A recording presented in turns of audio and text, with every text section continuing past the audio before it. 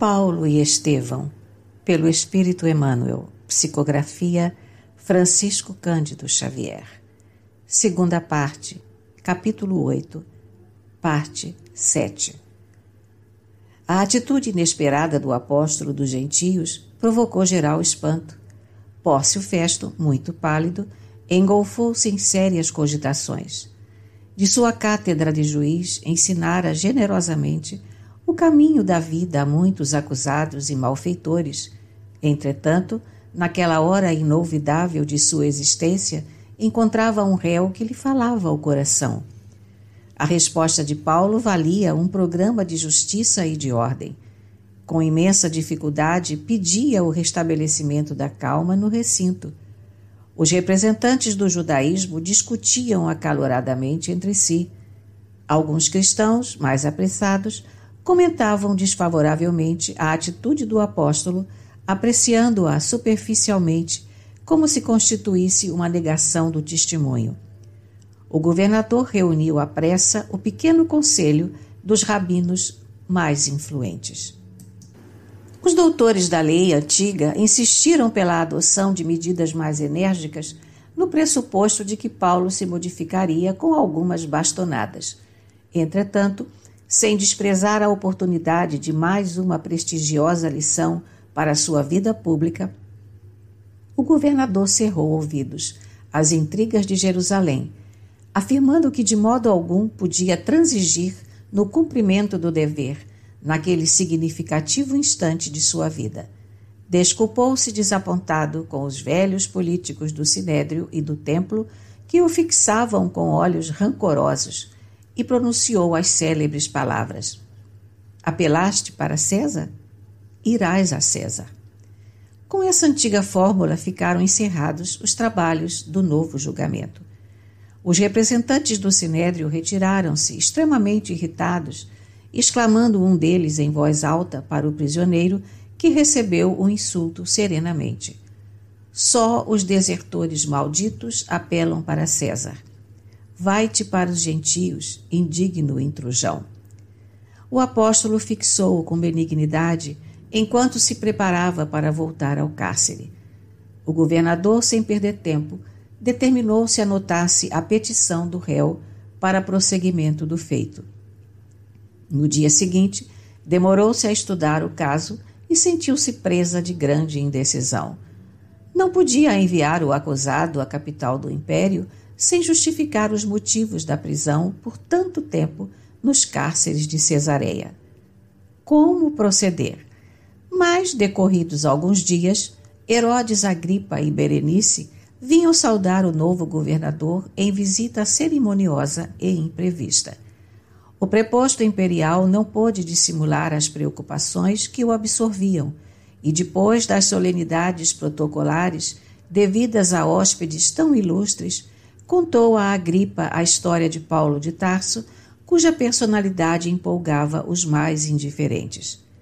O rei palestinense, que conhecia a fama do ex-rabino, manifestou o desejo de observá-lo de perto, ao que Festo anuiu satisfeitíssimo, não somente pela possibilidade de proporcionar um prazer ao hóspede generoso, senão também por esperar das impressões do mesmo algo de útil para ilustrar o processo do apóstolo que lhe incumbia enviar para Roma.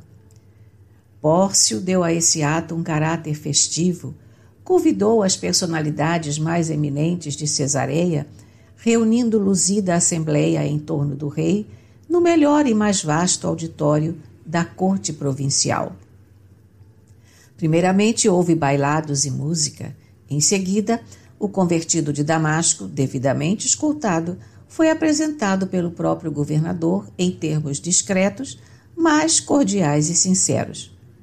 Herodes Agripa impressionou-se logo vivamente com a figura alquebrada e franzina do apóstolo, cujos olhos serenos traduziam a energia inquebrantável da raça. Curioso por conhecê-lo melhor, mandou que se defendesse de viva voz. Paulo compreendeu a profunda significação daquele minuto e passou a historiar os transes da sua existência com grande erudição e sinceridade. O rei ouvia assombrado.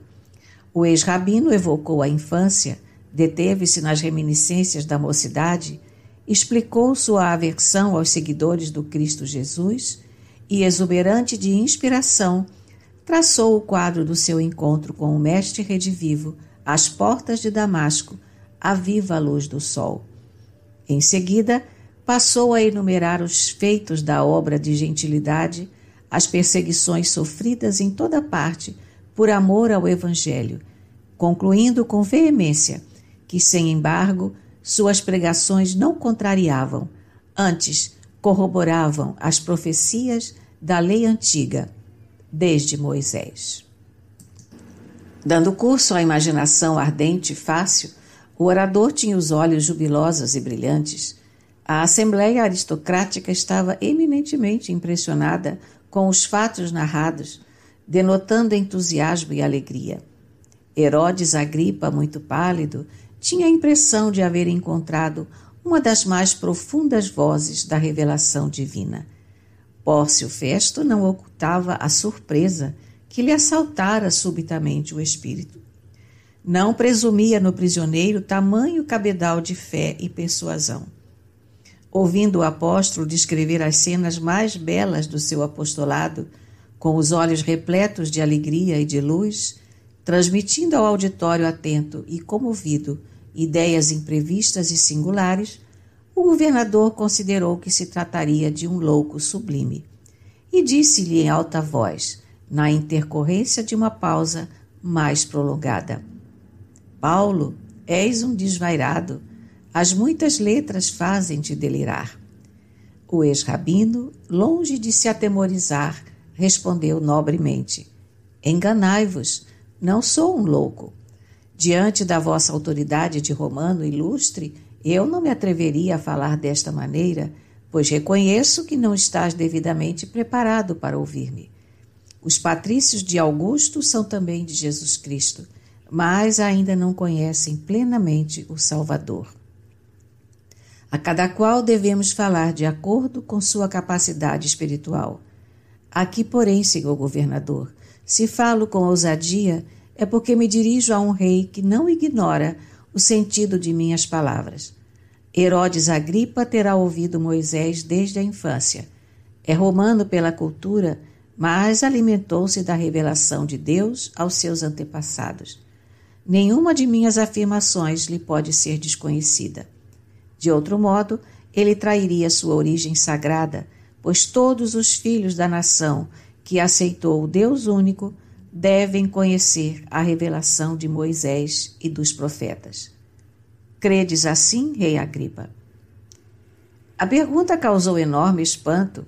O próprio administrador provincial não teria coragem de se dirigir ao rei com tamanha desenvoltura. O ilustre descendente de Antipas estava altamente surpreendido. Extrema palidez cobria-lhe o semblante. Ninguém assim jamais lhe houvera falado em toda a sua vida. Percebendo-lhe a atitude mental, Paulo de Tarso completou a poderosa argumentação, acrescentando: Sei que credes. Confuso com o desembaraço do orador, Agripa sacudiu a fronte como se desejasse expulsar alguma ideia importuna. Esboçou um sorriso vago, dando a entender que estava senhor de si, e disse em tom de gracejo: Ora esta, por pouco me persuades a fazer uma profissão de fé cristã. O apóstolo não se deu por vencido e revidou: Oxalá que por pouco ou muito vos fizesseis discípulo de Jesus, não somente vós, mas todos quantos nos ouviram hoje.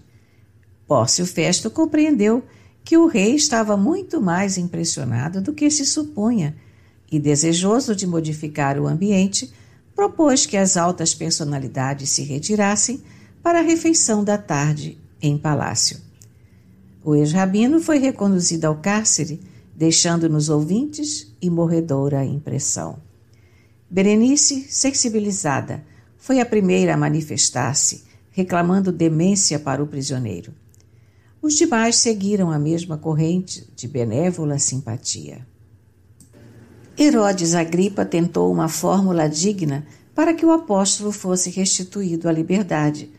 O governador, porém, explicou que, conhecendo a fibra moral de Paulo, tomara a sério o seu recurso para César, estando já pergaminhadas as primeiras instruções a respeito. Cioso das leis romanas, pôs embargos ao alvitre, embora pedisse o socorro intelectual do rei para a carta de justificação com que o acusado deveria apresentar-se à autoridade competente na capital do império. Desejoso de conservar sua tranquilidade política, o descendente dos Herodes não aventou qualquer nova sugestão, lamentando apenas que o prisioneiro já houvesse recorrido em derradeira instância. Procurou então cooperar na redação do documento, mostrando-se contrário ao pregador do Evangelho, tão só pela circunstância de haver suscitado muitas lutas religiosas na camada popular, em desacordo com a unidade de fé colimada pelo Sinédrio como baluarte defensivo das tradições do judaísmo. Para isso, o próprio rei assinara como testemunha, emprestando maior importância às alegações do preposto imperial. Pórcio Festo registrou o auxílio extremamente satisfeito. Estava resolvido o problema e Paulo de Tarso poderia partir com a primeira leva de sentenciados para Roma. Escusado dizer que recebeu a notícia com serenidade. Depois de um entendimento com Lucas, pediu que a igreja de Jerusalém fosse avisada, bem como a de Sidom, onde o navio certo haveria de receber carga e passageiros. Todos os amigos de Cesareia foram mobilizados no serviço das comovedoras mensagens que o ex-rabino dirigiu às amadas igrejas, menos Timóteo, Lucas e Aristarco, que se propunham acompanhá-lo à capital do império.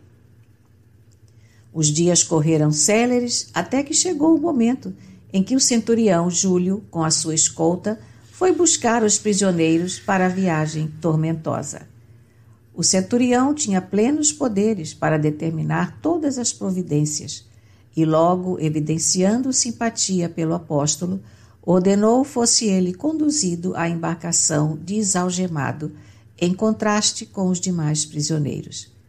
O tecelão de Tarso, apoiado ao braço de Lucas, reviu placidamente a tela clara e barulhenta das ruas, afagando a esperança de uma vida mais alta em que os homens pudessem gozar fraternidade em nome do Senhor Jesus. Seu coração mergulhava em doces reflexões e preces ardentes quando foi surpreendido com a compacta multidão que se premia e agitava na extensa praça à beira-mar. Filas de velhos, de jovens e crianças aglomeraram-se junto dele a poucos metros da praia. À frente, Tiago, alquebrado e velhinho, vindo de Jerusalém com grande sacrifício por trazer-lhe o ósculo fraternal. O ardente defensor da gentilidade não conseguiu dominar a emoção. Bandos de crianças atiraram-lhe flores.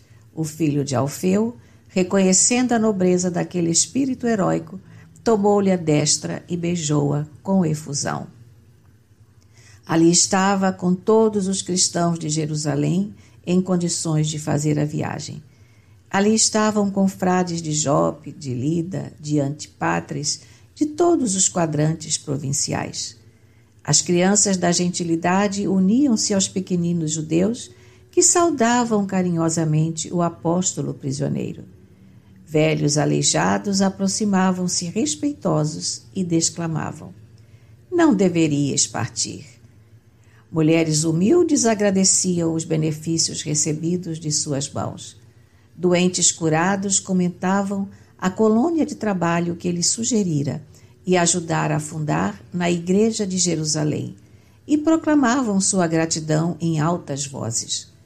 Os gentios, convertidos ao Evangelho, beijavam-lhe as mãos, murmurando: "Quem nos ensinará doravante a sermos filhos do Altíssimo?"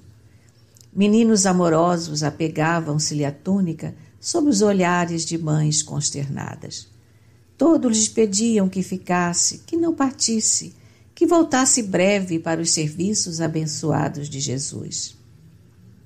Subitamente recordou a velha cena da prisão de Pedro, quando ele, Paulo, arvorado em verdugo dos discípulos do Evangelho, visitara a igreja de Jerusalém, chefiando uma expedição punitiva.